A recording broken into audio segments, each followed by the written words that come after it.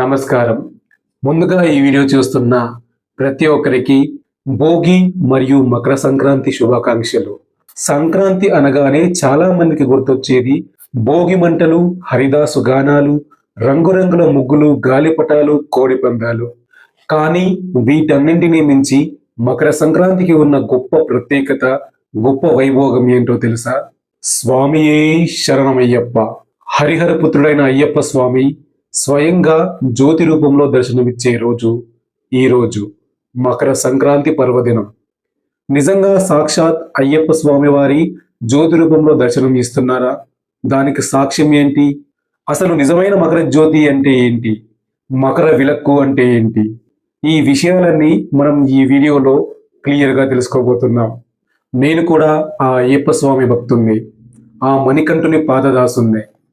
2 సార్లు అయ్యప్ప మాల వేసి ఆ కేరళ కొండల్లో కొలువైన శ్రీ అయ్యప్ప స్వామిని కన్నులారా దర్శించుకున్న మహద్భాగ్యుణ్ణి. ఆనంద పరవశం పొందిన కోట్లాది మందిలో నేను ఒకరిని. అయితే మనం ఈ వీడియోలో మకర జ్యోతికి అలాగే మకర విలక్కకు తేడా ఏంటి, అసలు అయ్యప్ప స్వామి వారు నిజంగా మకర జ్యోతి రూపంలో దర్శనం ఇస్తున్నారా అనే విషయాలను క్లారిటీగా ఈ వీడియోలో నేను మీకు చెప్పబోతున్నాను. చాలా మంది ఈ రెండు ఒక్కటి, పొన్నంబల మేడుపై వెలిగే జ్యోతి మకర జ్యోతి, అదే మకర విలక్కు అని కూడా అనుకుంటారు. కానీ అది నిజం కాదు. మకర జ్యోతి వేరు, మకర విలక్కు వేరు. ఓంకారనాదంలా ప్రతిధ్వనించి స్వామియే శరణమయ్యప్ప అనే మహామంత్రం, 18 పవిత్రమైన మెట్లు, మహా కఠోరమైన 41 రోజుల దీక్ష. కేరళలోని పశ్చిమ కనుమల్లో ఉన్న ఈ శబరిమల కొండలు ప్రతి ఏటా ఒక మహాద్భుతానికి సాక్ష్యంగా నిలుస్తాయి. ఆ మహాద్భుతమే మకర జ్యోతి. నిజమైన మకర జ్యోతి ఏది అంటే, సూర్యుడు ధనస్సు రాశి నుండి మకర రాశిలోకి ప్రవేశించే అద్భుతమైన సమయం.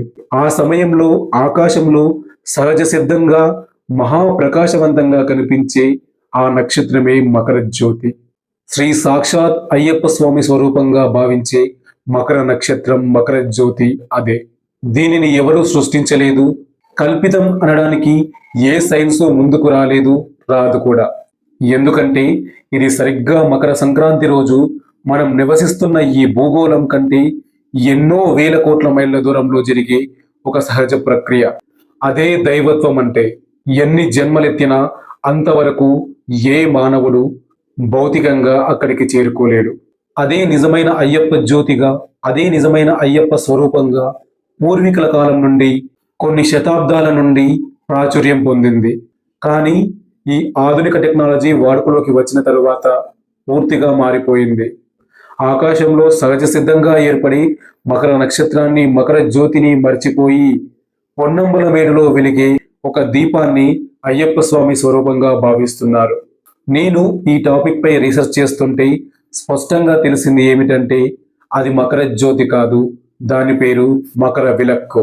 ఇక మకర విలక్కు అంటే ఏమిటి, దాని ప్రక్రియ ఎలా ఉంటుంది అంటే, పందల రాజప్రసాదం నుండి దాదాపు 3 రోజులు శ్రమించి కఠోరమైన దీక్షతో అయ్యప్ప స్వామి భక్తులు స్వామివారి స్వర్ణాభరణాలను శబరిమల కొండల్లో ఉన్న అయ్యప్ప స్వామి ఆలయానికి తీసుకొస్తారు.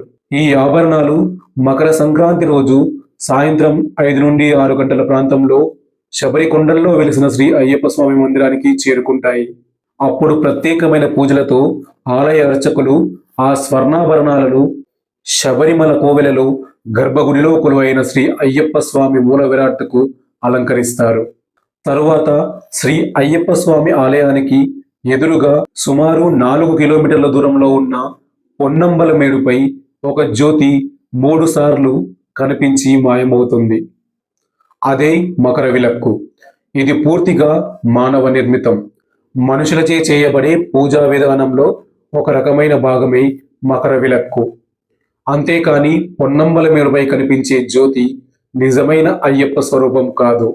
అది పూర్తిగా మానవ నిర్మితం. 2011 జనవరి 14 ముందు వరకు ప్రతి ఒక్కరూ పొన్నంబల మేడుపై కనిపించేది సాక్షాత్ శ్రీ అయ్యప్ప స్వామియేనని, ఆ పరమాత్మే కైలాసాన్ని విడిచి భూలోకానికి వచ్చి జ్యోతి రూపంలో దర్శనమిస్తాడని ప్రతి ఒక్కరూ నమ్మేవారు. శబరిమల ట్రావెన్కోర్ దేవస్థాన కమిటీ అలాగే కేరళ ప్రభుత్వం కూడా ఎప్పుడు ఈ వాదన నిజం కాదు అని కొట్టిపారేయలేదు, స్పష్టంగా ఎవరికీ వెల్లడించలేదు. పైగా ఈ నమ్మకాన్ని కొనసాగిస్తూ వచ్చింది. కానీ దురదృష్టవశాత్తు 2011 జనవరి 14న శబరిమల ఆలయంలో కిక్కిరిసిపోయిన కోట్లాది మంది భక్తజనం మధ్యలో ఈ మకర విలక్కు దర్శనం కోసం జరిగిన తొక్కిసలాటలు 100కు పైగా అయ్యప్ప భక్తులు, దాదాపు 106 మంది ప్రాణాలు విడిచి అయ్యప్పలో ఐక్యమవ్వడం జరిగింది. దాదాపు 456 మంది అయ్యప్ప స్వాములు తీవ్రంగా గాయపడ్డారు. ఈ దురదృష్టమైన సంఘటన జరిగిన తర్వాత అయ్యప్ప స్వామి మకర జ్యోతిపై చాలా రకాల వివాదాలు తలెత్తాయి. చివరికి దీనిపై ఒక స్పష్టమైన నివేదిక ఇవ్వాలని కేరళ హైకోర్టు కేరళ ప్రభుత్వాన్ని అలాగే ట్రావెన్కోర్ దేవస్థానాన్ని ఆదేశించింది. కోర్టు ఆదేశానుసారం ట్రావెన్కోర్ దేవస్థాన కమిటీ ఒక నివేదికను హైకోర్టుకు సమర్పించడం జరిగింది. ఆ నివేదికలో ఉన్న వివరాల ప్రకారం అప్పటి వరకు అయ్యప్ప స్వామి ప్రతిరూపంగా నమ్మించిన ఆ పొన్నంబలమేడుపై వెలిగే జ్యోతి పూర్తిగా మానవ నిర్మితమని, అది తామే స్వయంగా ఆలయం తరపున అలాగే అటవీ శాఖ, విద్యుత్ శాఖ ఆధ్వర్యంలో నిర్వహిస్తామని, అది పూజా విధానంలో ఒక భాగం మాత్రమేనని, నిజమైన అయ్యప్ప స్వామి ప్రతిరూపం కాదని ట్రావెన్కోర్ దేవస్థానమే స్వయంగా కోర్టుకు వెల్లడించింది. ఇంతకీ ఈ మకర విలక్కును ఎలా వెలిగిస్తారు? అంత పెద్ద జ్యోతిని ఒకే క్షణంలో ఎలా ఆర్పి మళ్ళీ ఎలా వెలిగించగలుగుతారు?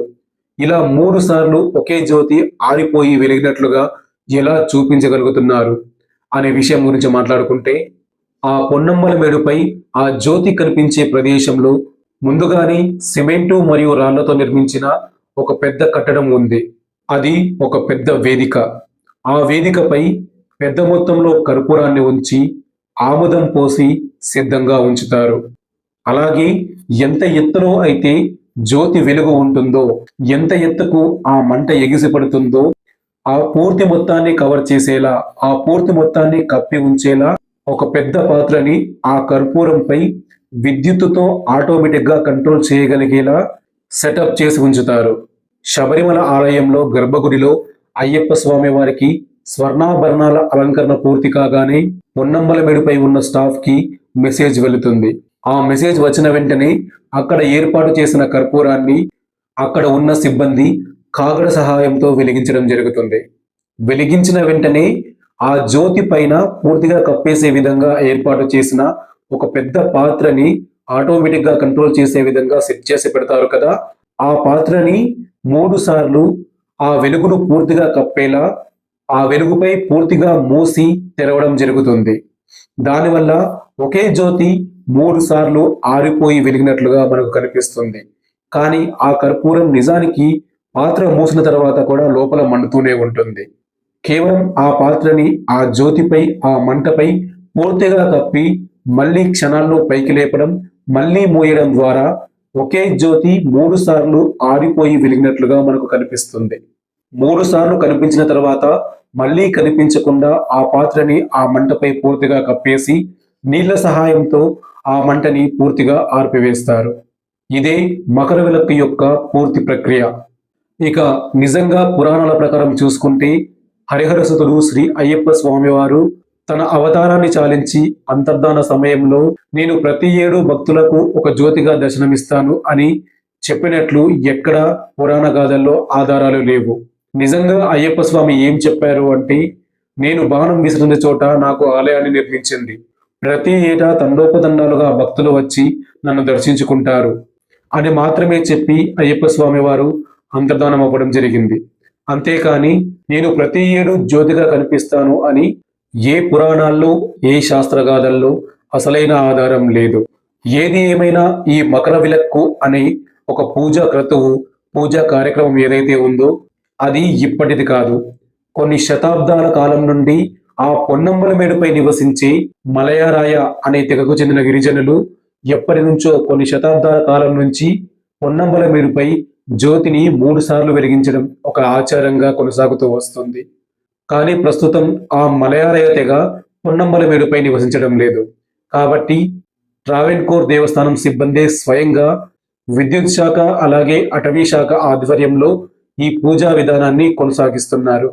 ఇక్కడ ప్రతి ఒక్కరికి ఒక సందేహం వస్తుంది.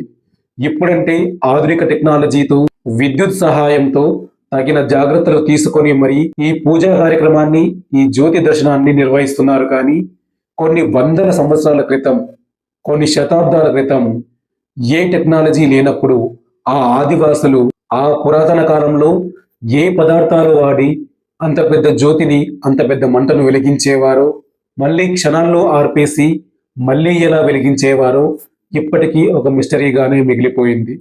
ఏది ఏమైనా, ఎవరు ఏమనుకున్నా, సాక్షాత్ శ్రీ హరిహరపుత్రుడు ఆ అయ్యప్ప స్వామి స్వయంగా ఆ 5 కొండల్లో, ఆ శబరి కొండల్లో, ఆ ఆలయంలో వెలిసి ఈ కలియుగంలో భక్తులను కాపాడుతున్నాడు అనడంలో ఎటువంటి సందేహము లేదు.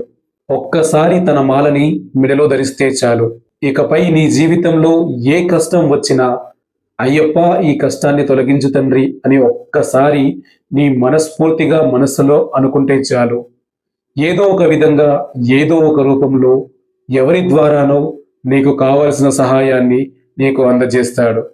అది అయ్యప్ప స్వామి మహిమ. ఇది కథ కాదు, నా పర్సనల్ ఎక్స్పీరియన్స్.